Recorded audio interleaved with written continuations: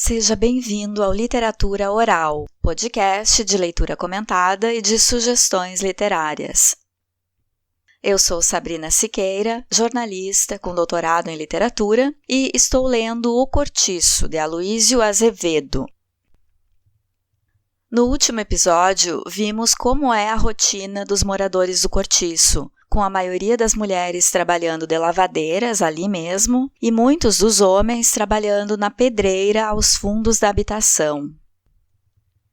Quase tudo naquelas imediações pertence a João Romão, o cortiço, o armazém onde os moradores compram mantimentos, a Casa de Pasto, que é um pequeno restaurante que serve as comidas feitas por Bertoleza, e parte da pedreira também é dele. Os novos moradores do Cortiço, Jerônimo e Piedade, são portugueses muito sérios e comprometidos com o trabalho. Eles têm uma filha que está no colégio e só visita os pais nos finais de semana. Jerônimo se encanta com a mulata Rita Baiana dançando e percebe que ela é uma síntese do Brasil, com seu cheiro, rebolado, vivacidade, cor, sabores. E percebe também que não adianta mais querer fugir dessa potência que é a cultura brasileira e seu sol abrasador. Jerônimo começa a se abrasileirar por meio dos sentidos. Primeiro, o calor do sol na pele, o sabor das frutas exóticas do Brasil, a música que ele para escutar. Depois, a imagem da mulata dançando, os cheiros de ervas aromáticas que ela exala, diferente de sua esposa europeia, sem os mesmos hábitos de banhos frequentes das brasileiras. Neste romance de Aloísio Azevedo, o espaço ganha status de personagem. O cortiço em si pode ser considerado o protagonista, e outros espaços da narrativa, como a pedreira e o sobrado do Miranda, são personagens. Esses três espaços, um cortiço, um sobrado e uma pedreira, já haviam aparecido em um romance anterior de Aloísio Azevedo, O Homem, de 1887, também pertencente à estética naturalista. E a temática de habitação popular compartilhada já interessava o autor desde o romance Casa de Pensão, de 1884. O sobrado representa a sociedade burguesa e decadente, com falhas morais e preocupada com as aparências. A pedreira simboliza os meios de trabalho que sobravam aos pobres e livres, que eram os serviços mais brutais, aproximando esses trabalhadores a bestas. A descrição dos homens trabalhando debaixo do sol escaldante na pedreira remete à punição e sofrimento e podia ter sido retirada dos infernos descritos por Dante Alighieri. Quanto mais energia os trabalhadores gastam desbravando as entranhas da pedreira, uma adjetivação que humaniza a rocha, mais famintos eles ficam, indo comprar mais mantimentos na venda de João Romão. O mesmo vale para as lavadeiras, e para pagar as compras na venda, tem que trabalhar mais na pedreira e esfregar mais roupa, labutando desde antes de o sol nascer, num ciclo que enriquece o português e torna os moradores escravos dele. No cortiço vivem brancos, mulatos, imigrantes portugueses e italianos, mas uma característica em comum une todos eles. São todos pobres. Todos estão à margem da sociedade urbana, que tem acesso a políticas públicas, todos estão lutando pela sobrevivência e são negligenciados pelas autoridades, excluídos do centro da cidade grande. São as ações coletivas que ocupam o foco da narrativa no romance O Cortiço, sendo que não existe aprofundamento psicológico das personagens. A humanização rasa das personagens pode ser observada pela pouca quantidade de nomes próprios, sendo que muitos dos moradores têm apenas apelido, como a Pombinha, a Bruxa e a Machona. O texto de Azevedo informa sobre um novo tipo urbano formado na diversidade desses cortiços das cidades grandes, e que viríamos a conhecer mais tarde como sendo favelados. Com isso, o autor denuncia a formação histórica desigual e injusta do Brasil.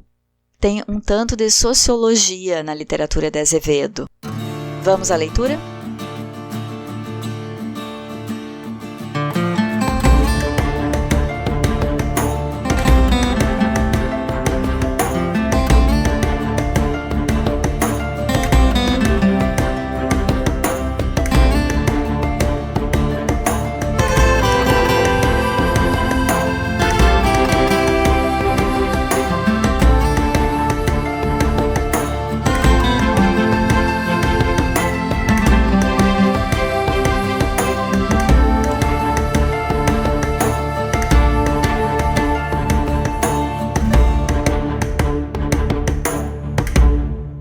Capítulo 8. No dia seguinte, Jerônimo largou o trabalho à hora de almoçar e, em vez de comer lá mesmo na pedreira com os companheiros, foi para casa. Mal tocou no que a mulher lhe apresentou à mesa e meteu-se logo depois na cama, ordenando-lhe que fosse ter com João Romão e lhe dissesse que ele estava incomodado e ficava de descanso aquele dia. Que tens tu, Jeromo? Morrinhento, filha, vai, anda. Mas sentes-te mal? Ó, mulher, vai fazer o que te disse e ao depois então darás a língua. Valha-me a Virgem, não sei se haverá chá preto na venda. E ela saiu aflita. Qualquer novidade no marido, por menor que fosse, punha-a doida. Pois um homem rijo, que nunca caía doente, seria a febre amarela? Jesus, santo filho de Maria, que nem pensar nisso era bom, credo. A notícia espalhou-se logo ali entre as lavadeiras. Foi da friagem da noite, afirmou a bruxa, e deu um pulo à casa do trabalhador para receitar. O doente repeliu-a, pedindo-lhe que o deixasse em paz, que ele do que precisava era de dormir, mas não o conseguiu. Atrás da bruxa correu a segunda mulher, e a terceira, e a quarta. E afinal fez-se durante muito tempo em sua casa um entrar e sair de saias. Jerônimo perdeu a paciência e ia protestar brutalmente contra semelhante invasão, quando, pelo cheiro, sentiu que a Rita se aproximava também. Ah! E desfranziu-se-lhe o rosto. Bons dias! Então que é isso, vizinho? Você caiu doente com a minha chegada? Se tal soubera, não vinha. Ele riu-se, e era a primeira vez que ria desde a véspera. A mulata aproximou-se da cama. Como principiara a trabalhar esse dia, tinha as saias apanhadas na cintura e os braços completamente nus e frios da lavagem. O seu casaquinho branco abria-lhe no pescoço, mostrando parte do peito cor de canela. Jerônimo apertou-lhe a mão. Gostei de vê-la ontem dançar, disse, muito mais animado. Já tomou algum remédio? A mulher falou aí em chá preto. Chá, que asneira! Chá é água morna. Isso que você tem é uma resfriagem. Vou lhe fazer uma xícara de café bem forte para você beber com um gole de Parati e me dirá se sua ou não, e fica depois fino e pronto para outra. Espera aí. E saiu logo, deixando todo o quarto impregnado dela. Jerônimo, só com respirar aquele almíscar, parecia melhor. Quando Piedade tornou pesada, triste, resmungando consigo mesma, ele sentiu que principiava a enfará-lo. E quando a infeliz se aproximou do marido, este, fora do costume, notou-lhe o cheiro azedo do corpo. Voltou-lhe então o mal-estar e desapareceu o último vestígio do sorriso que ele tivera havia pouco.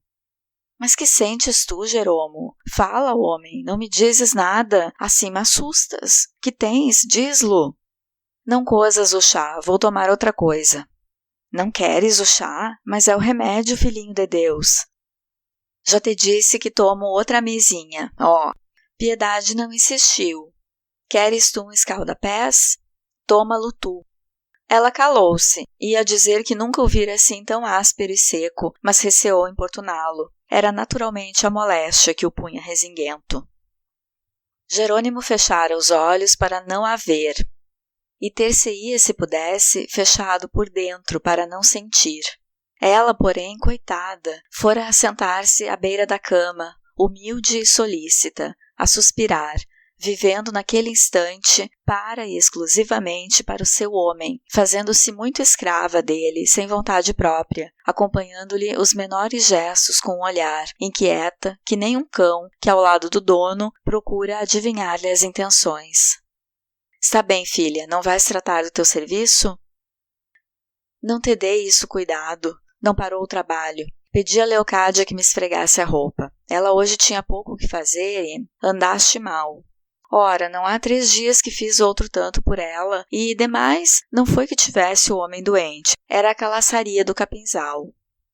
Bom, filha, não digas mal da vida alheia. Melhor seria que estivesses à tua tina em vez de ficar aí a murmurar do próximo. Anda, vá tomar conta das tuas obrigações. Mas estou-te a dizer que não há transtorno.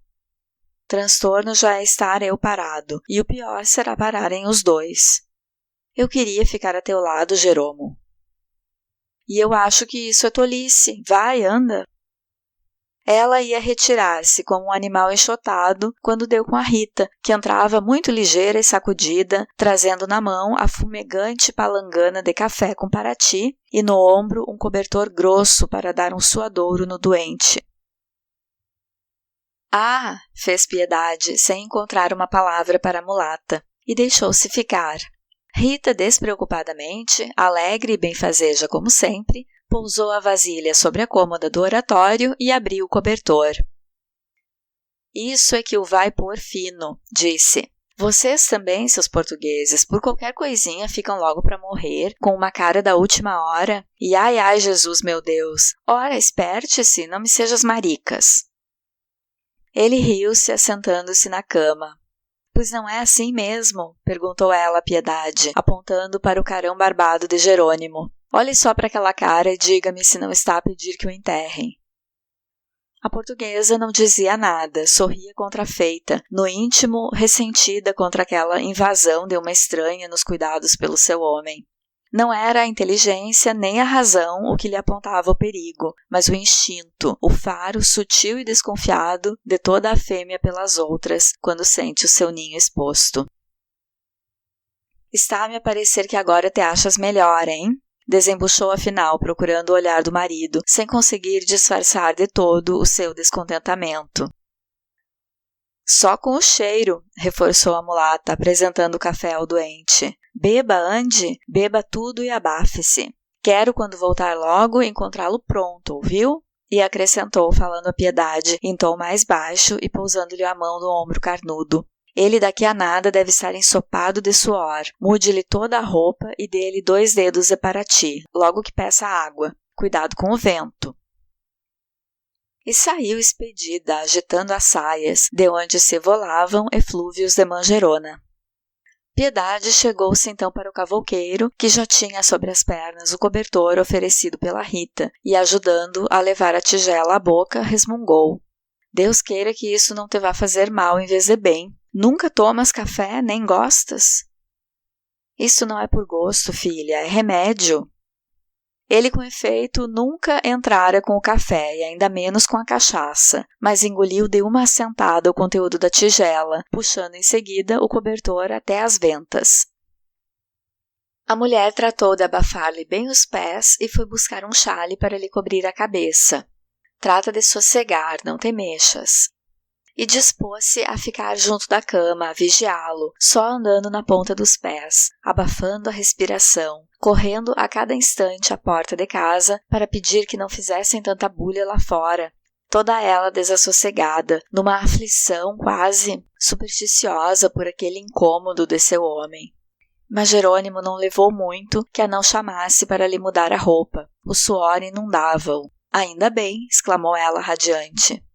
E, depois de fechar hermeticamente a porta do quarto e meter um punhado de roupa suja numa fresta que havia numa das paredes, sacou-lhe fora a camisa molhada, enfiando-lhe logo outra pela cabeça. Em seguida tirou-lhe as ceroulas e começou, munida de uma toalha, a enxugar-lhe todo o corpo, principiando pelas costas, passando depois ao peito e aos sovacos, descendo logo às nádegas, ao ventre e às pernas, e esfregando sempre com tamanho vigor de pulso que era antes uma massagem que lhe dava, e tanto assim que o sangue do cavouqueiro se revolucionou.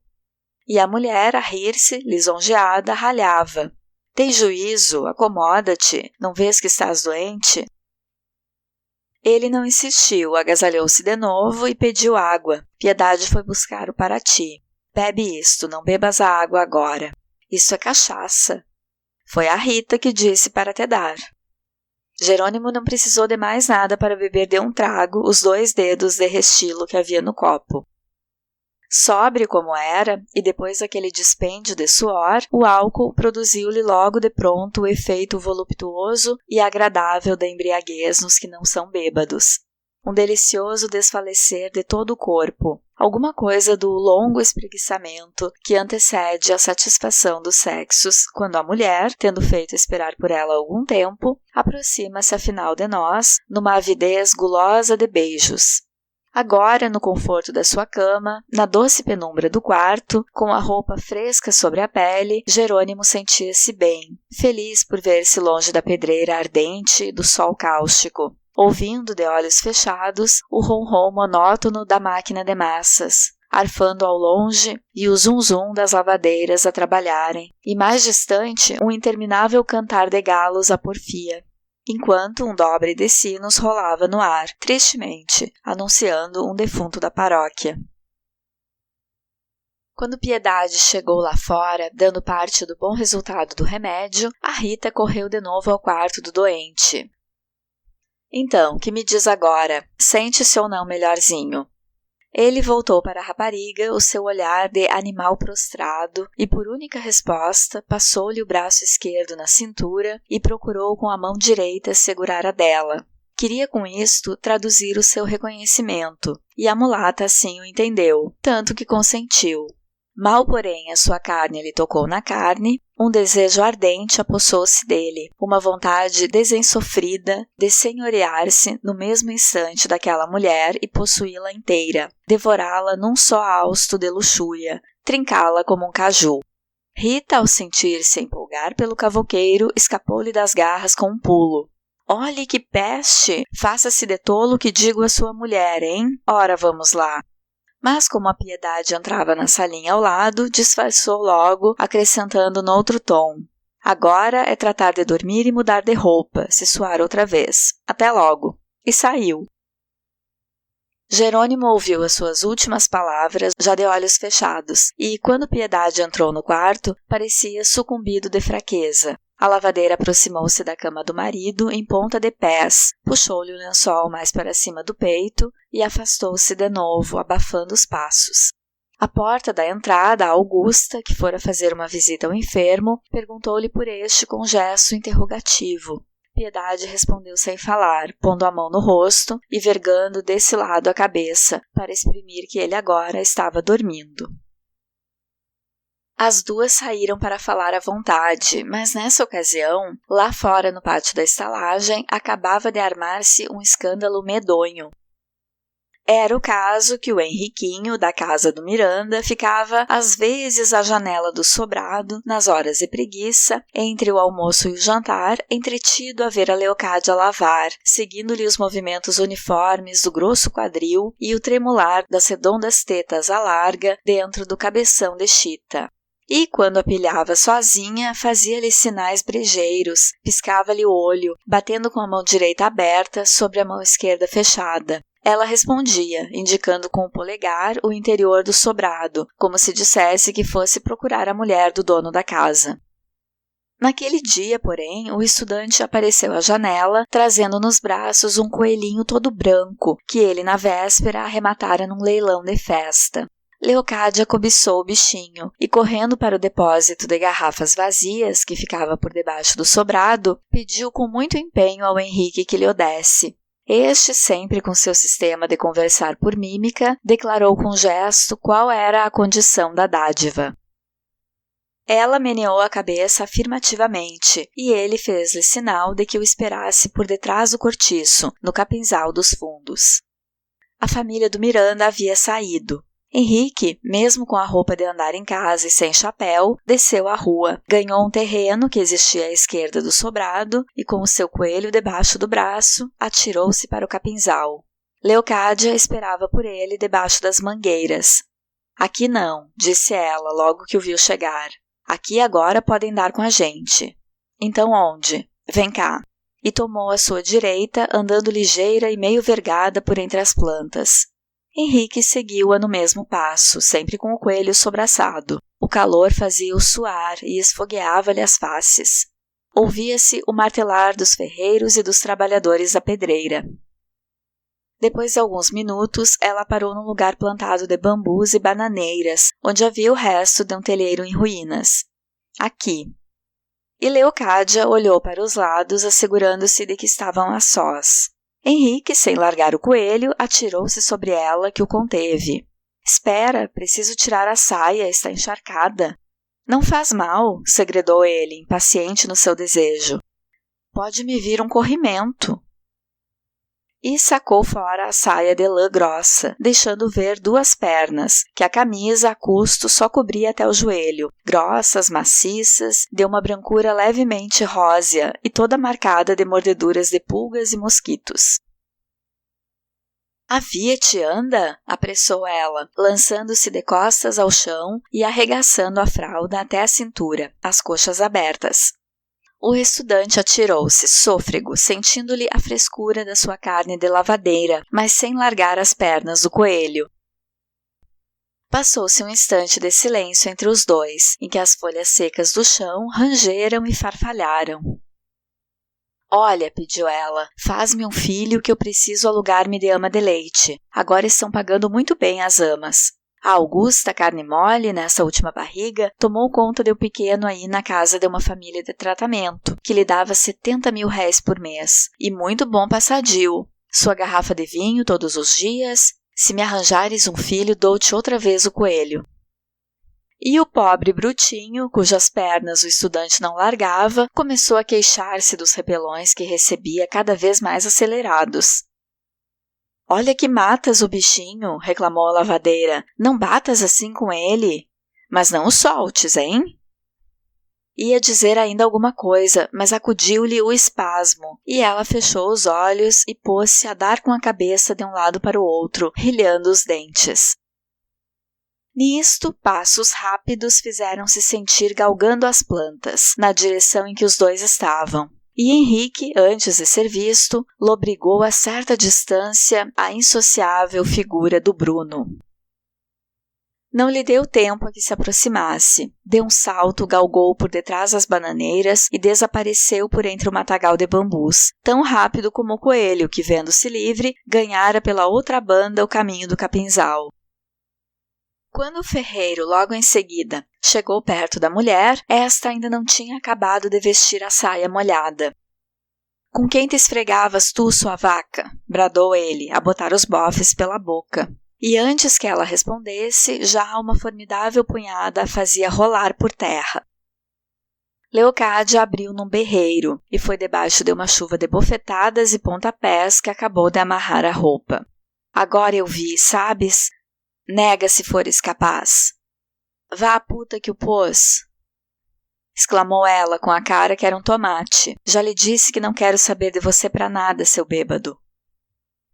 E, vendo que ele ia recomeçar a dança, abaixou-se depressa, segurou com ambas as mãos um matacão de granito que encontrou a seus pés e gritou, erguendo-o sobre a cabeça. Chega-te para cá e verás se te abro aqui mesmo ou não o casco. O ferreiro compreendeu que ela era capaz de fazer o que dizia e estacou, lívido e ofegante. Arme a trouxa e rua, sabe? Olha a desgraça! Tinha de muito assentado de ir. Queria era uma ocasião. Nem preciso de você para nada, fique sabendo. E, para meter-lhe mais raiva, acrescentou, empinando a barriga. Já cá está dentro com que hei de ganhar a vida. Alugo-me de ama. Ou pensará que todos são como você, que nem para fazer um filho serve, diabo do sem empréstimo. Mas não me has de levar nada de casa, isso te juro eu, Biraia. Ah, descanse, que não levarei nada do que é seu e nem preciso. Põe essa pedra no chão. Um corno. Eu arrumo-ta na cabeça se te chegas para cá.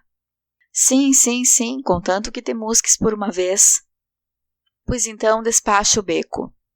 Ele virou-lhe as costas e tornou lentamente por onde viera, de cabeça pendida, as mãos nas algibeiras das calças, aparentando agora um soberano desprezo pelo que se passava. Só então foi que ela se lembrou do coelho. Ora, gaitas, disse, endireitando-se e tomando direção contrária à do marido. Este fora aí direto ao cortiço narrar a quem quisesse ouvir o que se acabava de dar. O escândalo assanhou a estalagem inteira, como um jato de água quente sobre um formigueiro. Ora, aquilo tinha de acontecer mais hoje, mais amanhã. Um belo dia a casa vinha abaixo. A Leocádia parecia não desejar senão isso mesmo.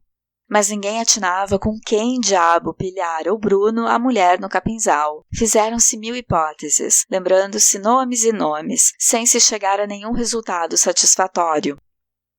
O Albino tentou logo arranjar a reconciliação do casal, jurando que o Bruno estava enganado com certeza que vira mal. Leocádia era uma excelente rapariga, incapaz de tamanha safadagem. O ferreiro tapou-lhe a boca com uma bolacha e ninguém mais se meteu a congraçá-los.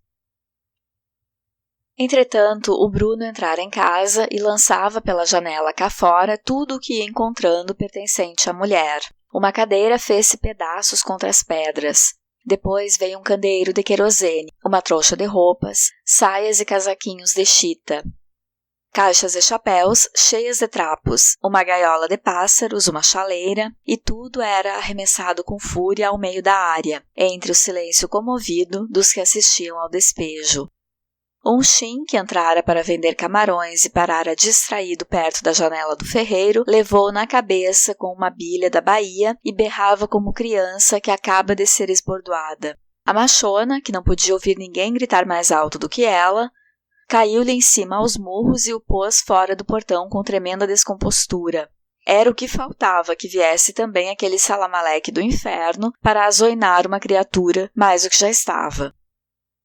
Dona Isabel, com as mãos cruzadas sobre o ventre, tinha para aquela destruição um profundo olhar de lástima.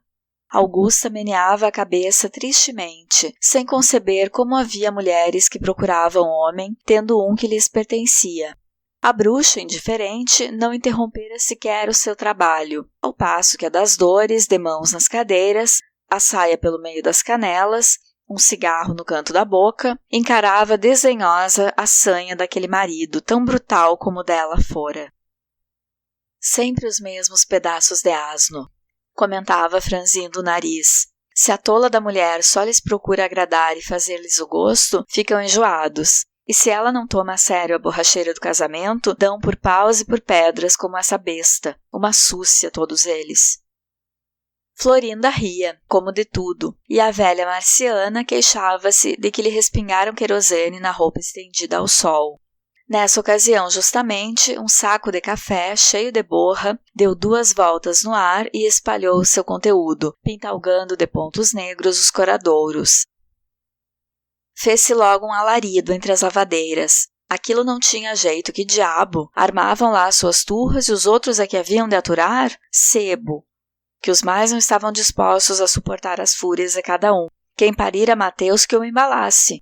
Se agora, todas as vezes que a Leocádia se fosse espojar no capinzal, o bruto do marido tinha de sujar daquele modo o trabalho da gente, ninguém mais poderia ganhar ali a sua vida. Que espiga!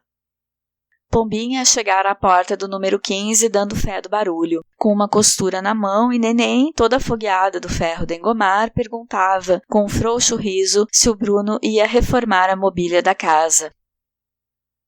A Rita fingia não ligar importância ao fato e continuava a lavar a sua tina. Não faziam tanta festa ao tal casamento, pois que aguentassem. Ela estava bem livre de sofrer uma daquelas. O velho Libório chegara-se para ver se, no meio da confusão, apanhava alguma coisa do despejo, e a machona, notando que o Agostinho fazia o mesmo, berrou-lhe do lugar em que se achava. — Sai daí, safado! Toca lá no que quer que seja que te arranco a pele do rabo!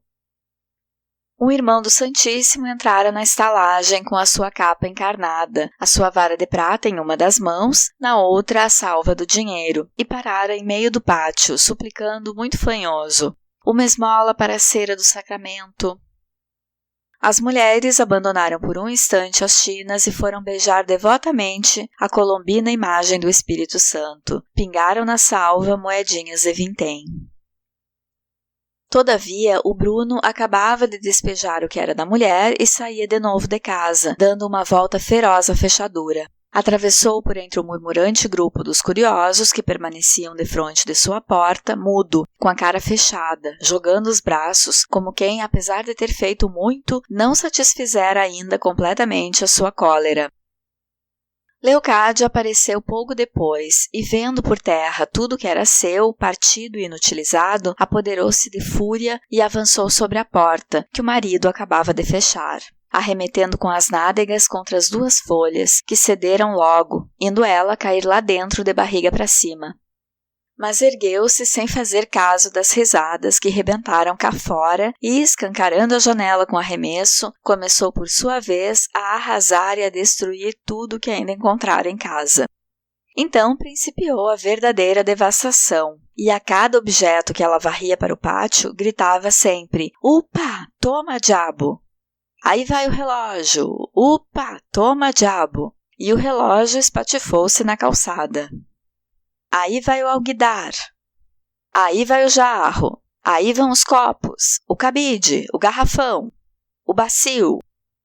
Um riso geral, comunicativo, absoluto, abafava o barulho da louça quebrando-se contra as pedras. E Leocádia já não precisava acompanhar os objetos com a sua frase de imprecação, porque cada um deles era recebido cá fora com um coro que berrava: "Upa, toma, diabo!" E a limpeza prosseguia. João Romão acudiu de carreira, mas ninguém se incomodou com a presença dele. Já defronte da porta do Bruno havia uma montanha de cacos acumulados, e o destroço continuava ainda quando o ferreiro reapareceu, vermelho como uma lagueta, e foi galgando a casa com um raio de roda de carro na mão direita. Os circunstantes o seguiram atropeladamente num clamor: "Não dá! Não pode! Prende! Não deixa bater, larga o pau, segura, aguenta, cerca, toma o porrete." E Leocádia escapou afinal das pauladas do marido, a quem o povaréu desarmara num fecha-fecha. "Ordem, ordem, vá de rumor", exclamava o vendeiro, a quem, aproveitando a confusão, haviam já ferrado um pontapé por trás. O Alexandre, que vinha chegando do serviço nesse momento, apressou-se a correr para o lugar do conflito e, cheio de autoridade, intimou o Bruno que se contivesse e deixasse a mulher em paz, sob pena de seguir para a estação no mesmo instante. "Pois você não vê essa galinha que apanhei hoje com a boca na botija? Não me venda por cima dar cabo de tudo?" interrogou o Bruno, espumando de raiva e quase sem fôlego para falar. "Por que você pôs em cacos o que é meu?" gritou Leocádia. Está bom, disse o polícia, procurando dar à voz inflexões autoritárias e reconciliadoras. "Fale cada um por sua vez. Seu marido", acrescentou ele, voltando-se para a acusada, "diz que a senhora..." "É mentira", interrompeu ela. "Mentira? É boa. Tinha as saias espida e um homem por cima." "Quem era? Quem foi? Quem era o homem?" interrogaram todos a um só tempo. "Quem era ele, no fim de contas?" inquiriu também Alexandre. "Não lhe pude ver as fuças", respondeu o ferreiro, "mas se o apanho, arrancava-lhe o sangue pelas costas." Houve um coro de gargalhadas. "É mentira", repetiu Leocádia, agora sucumbida por uma reação de lágrimas. "Há muito tempo que este malvado anda caçando pretexto para romper comigo, e como não lhe o dou..." Uma explosão de soluços a interrompeu. Dessa vez não riram, mas um bichanar de cochichos formou-se em torno do seu pranto. "Agora", continuou ela, enxugando os olhos na costa da mão, "não sei o que será de mim, porque este homem, além de tudo, escangalhou-me até o que eu trouxe quando me casei com ele."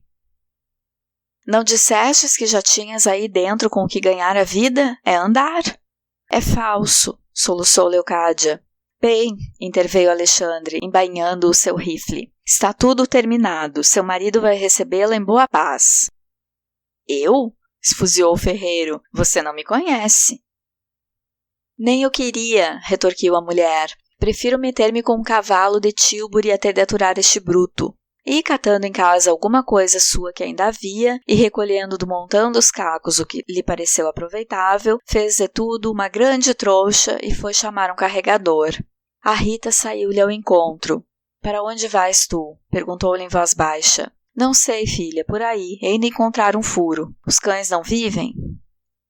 "Espere um instante", disse a mulata. "Olha, empurra a trouxa aí para dentro do meu cômodo." E correndo ao albino que lavava, "Passa-me no sabão aquela roupa, ouviste? E quando o Firmo acordar, diz-lhe que precisei ir à rua." Depois deu um pulo ao quarto, mudou a saia molhada, atirou nos ombros o seu chale de crochê e, batendo nas costas da companheira, segredou-lhe: "Anda cá comigo, não ficarás à toa."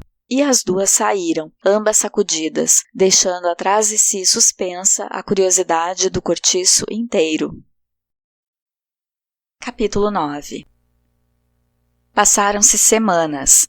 Jerônimo tomava agora, todas as manhãs, uma xícara de café bem grosso, à moda da Ritinha, e tragava 2 dedos de Paraty para cortar a friagem. Uma transformação lenta e profunda operava-se nele dia a dia, hora a hora, reviscerando-lhe o corpo e alando-lhe os sentidos, num trabalho misterioso e surdo de crisálida. A sua energia afrouxava lentamente, fazia-se contemplativo e amoroso. A vida americana e a natureza do Brasil patenteavam-lhe agora aspectos imprevistos e sedutores que o comoviam. Esquecia-se dos seus primitivos sonhos de ambição, para idealizar felicidades novas, picantes e violentas. Tornava-se liberal, imprevidente e franco, mais amigo de gastar que de guardar. Adquiria desejos, tomava gosto aos prazeres, e volvia-se preguiçoso, resignando-se vencido às imposições do sol e do calor, muralha de fogo com que o espírito eternamente revoltado do último tamoio entrincheirou a pátria contra os conquistadores aventureiros. E assim, pouco a pouco, se foram reformando todos os seus hábitos singelos de aldeão português. E Jerônimo abrasileirou-se. A sua casa perdeu aquele ar sombrio e concentrado que a entristecia. Já apareciam por lá alguns companheiros de estalagem, para dar 2 dedos de palestra nas horas de descanso, e aos domingos reunia-se gente para o jantar.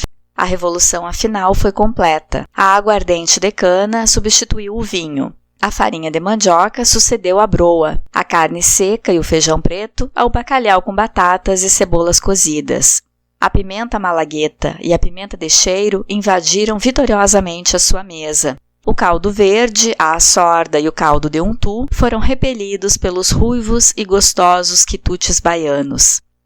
Pela moqueca, pelo vatapá e pelo caruru. A couve mineira destronou a couve portuguesa, o pirão de fubá, o pão de rala, e desde que o café encheu a casa com o seu aroma quente, Jerônimo principiou a achar graça no cheiro do fumo e não tardou a fumar também com os amigos. E o curioso é que quanto mais ia ele caindo nos usos e costumes brasileiros, tanto mais os seus sentidos se apuravam, posto que em detrimento das suas forças físicas. Tinha agora o ouvido menos grosseiro para a música. Compreendia até as intenções poéticas dos sertanejos, quando cantam à viola os seus amores infelizes. Seus olhos, dantes só voltados para a esperança de tornar a terra, agora, como os olhos de um marujo, que se habituaram aos largos horizontes de céu e mar, já se não revoltavam com a turbulenta luz, selvagem e alegre do Brasil, e abriam-se amplamente defronte dos maravilhosos despenhadeiros ilimitados e das cordilheiras sem fim, donde, de espaço a espaço, surge um monarca gigante que o sol veste de ouro e ricas predarias refulgentes e as nuvens tocam de alvos turbantes de cambraia num luxo oriental de arábicos príncipes voluptuosos. Ao passo que com a mulher, a sora Piedade de Jesus, o caso mudava muito de figura. Essa, feita de um só bloco, compacta, inteiriça e tapada, recebia a influência do meio só por fora, na maneira de viver, conservando-se inalterável quanto ao moral, sem conseguir, à semelhança do esposo, afinar a sua alma pela alma da nova pátria que adotaram. Cedia passivamente nos hábitos de existência, mas no íntimo continuava a ser a mesma colona, saudosa e desconsolada, tão fiel às suas tradições como ao seu marido. Agora estava até mais triste. Triste porque Jerônimo fazia-se outro. Triste porque não se passava um dia que lhe não notasse uma nova transformação.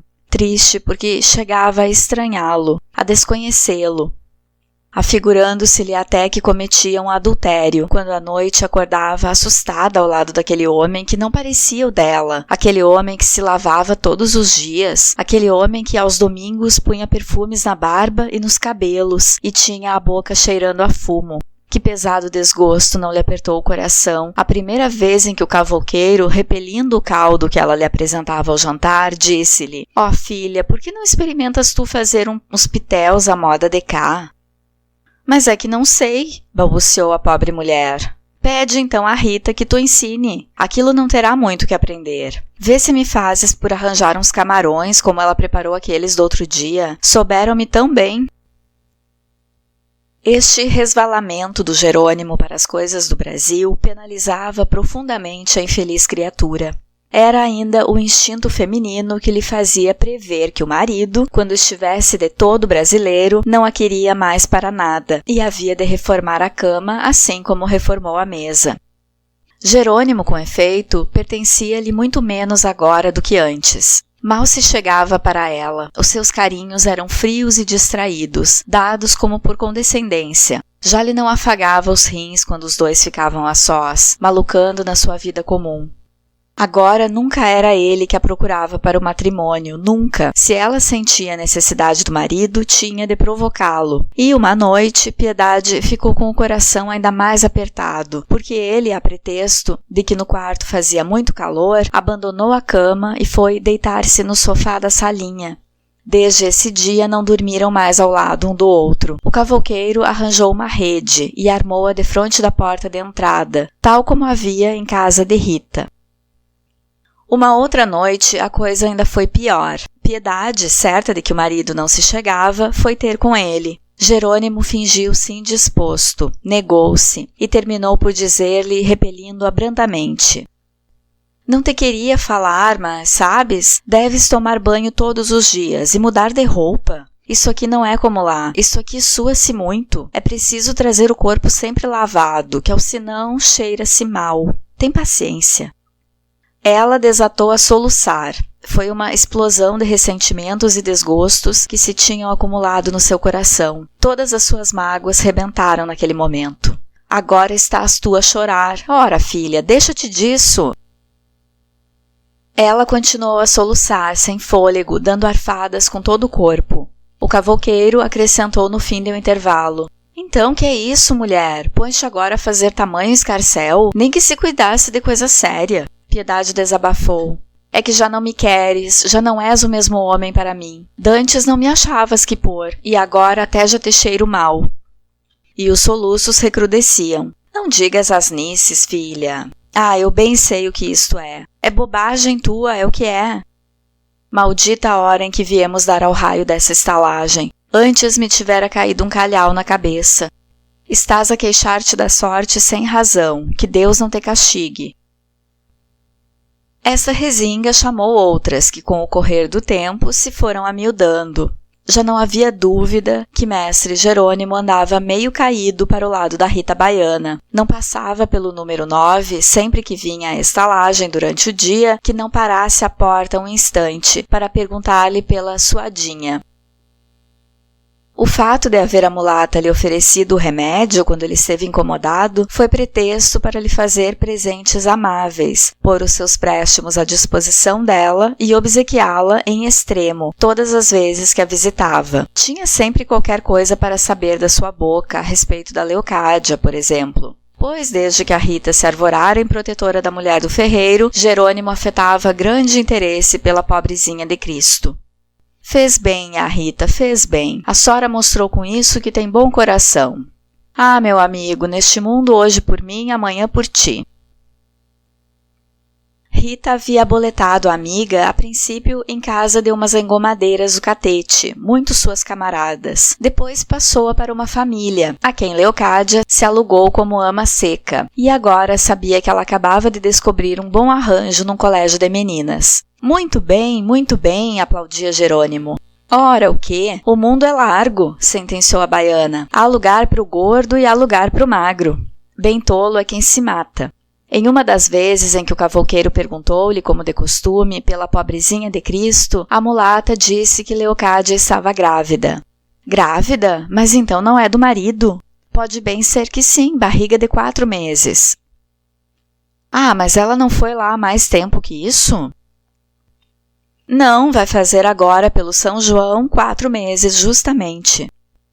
Jerônimo já nunca pegava na guitarra senão para procurar acertar com as modinhas que a Rita cantava. Em noites de samba era o primeiro a chegar-se e o último a ir embora, e durante o pagode ficava de queixo bambo a ver dançar a mulata, abstrato, pateta, esquecido de tudo, babão. E ela, consciente do feitiço que lhe punha, ainda mais se requebrava e remexia, dando-lhe embigadas ou fingindo que lhe limpava a baba no queixo com a barra da saia. E riam-se. Não, definitivamente estava caído. Piedade agarrou-se com a bruxa para lhe arranjar um remédio que lhe restituísse o seu homem. A cabocla velha fechou-se com ela no quarto, acendeu velas de cera, queimou ervas aromáticas e tirou sorte nas cartas. E depois de um jogo complicado de reis, valetes e damas, que ela dispunha sobre a mesa caprichosamente, a resmungar a cada figura que saía do baralho uma frase cabalística, declarou convicta, muito calma, sem tirar os olhos das suas cartas: "Ele tem a cabeça virada por uma mulher trigueira." "É o diacho da Rita Baiana!" exclamou a outra. Bem cá me palpitava por dentro, ai, o meu rico homem. E a chorar, limpando aflita as lágrimas no avental de cânhamo, suplicou a bruxa pelas alminhas do purgatório que lhe remediasse tamanha desgraça. "Ai, se perco aquela criatura, Sora Paula", lamuriou a infeliz entre soluços. "Nem sei que virá a ser de mim neste mundo de Cristo. Ensine-me alguma coisa que me puxe o Jeromo."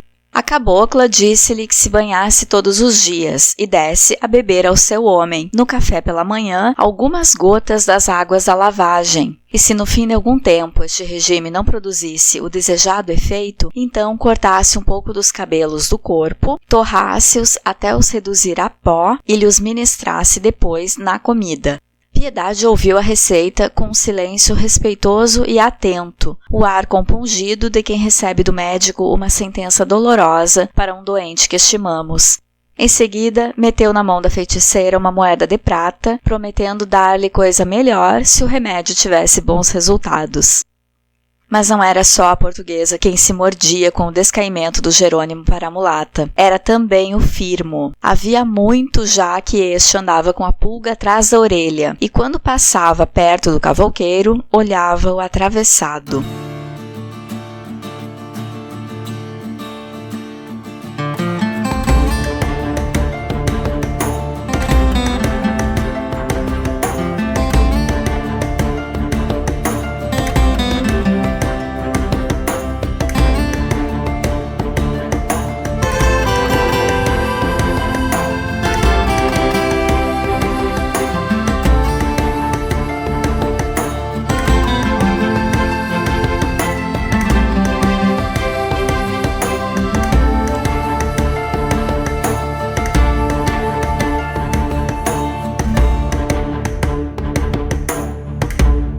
Na leitura de hoje, Jerônimo não conseguiu trabalhar o dia todo na pedreira e foi dormir na hora do almoço.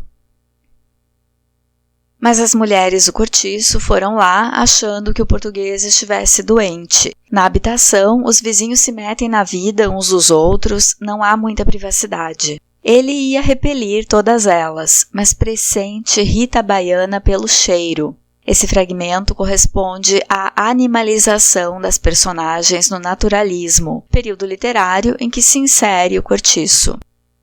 Os animais aqui se reconhecem pelo cheiro, como Jerônimo reconhece a Rita entrando na casa dele. Quando Rita sai, o quarto está impregnado dela. E logo Jerônimo se vê enfarado da esposa, Piedade. O português, que nunca tinha se interessado por café e cachaça, duas bebidas bem brasileiras, passa a tomar incentivado por Rita.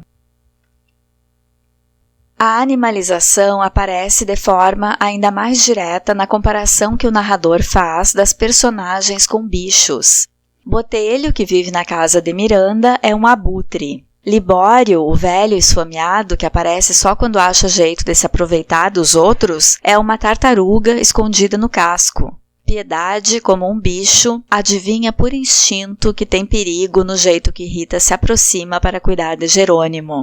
Quando chega uma notícia que agita o cortiço, o narrador diz que é como um jato de água sobre um formigueiro. O tempo todo as pessoas comparadas a animais ou insetos. Leocádia é convencida por Henrique a ir transar em troca de um coelho. A motivação dela é quase infantil, que é ganhar algo belo, o coelho, já que ela vive num ambiente cercado de feiura e pobreza. Durante o sexo, a lavadeira considera que, se ficar grávida, terá leite e poderá trabalhar como ama de leite, aumentando sua renda. Quer dizer, o único prazer que Leocádia tem no encontro com Henrique é o vislumbre de uma renda extra. Leocádia não pensa que engravidar representa ter uma criança para criar, despesas com um filho durante anos. Ela pensa a curto prazo na possibilidade de trabalhar como ama de leite enquanto estivesse amamentando. Esse pensar a curto prazo na sobrevivência do hoje, do no máximo daqui a um ano, é sintomático da condição de pobreza na qual as personagens do Cortiço estão inseridas. São pessoas relegadas pelas autoridades, vivendo sem infraestrutura básica como saneamento, sem auxílio de políticas públicas, quase sem privacidade. Quem está muito ocupado em sobreviver hoje não tem tempo de planejar um futuro longínquo. Leocádia é pega ainda sem a saia pelo marido, perde o coelho, que Henrique no susto deixa fugir, é espancada e tem os seus pertences atirados para fora de casa. O preço que ela paga pelo desejo de ter um coelho é ser humilhada, espancada e ficar sem casa. Enquanto isso, Jerônimo está se abrasileirando cada vez mais. Já não quer as comidas portuguesas e seu paladar está totalmente voltado aos sabores do Brasil. E não tem mais carinho para com a esposa, Piedade, a quem aconselha que tome banho todos os dias, porque aqui é muito quente. Notem que a forma como ele fala com a mulher é paternalista, chamando Piedade de minha filha. O narrador associa o abrasileirar-se a algo negativo, associado à preguiça, a ter mais interesse em gastar do que em ganhar dinheiro, aproximando a brasilidade do estereótipo do malandro, que só quer fazer festa, tocar música, beber cachaça e tem preguiça de trabalhar. No próximo episódio do Literatura Oral, eu continuo no capítulo 9 para ver o que vai ser do Jerônimo com essa aproximação com a Rita Baiana. Por hoje eu fico por aqui, fiquem bem e até o próximo episódio.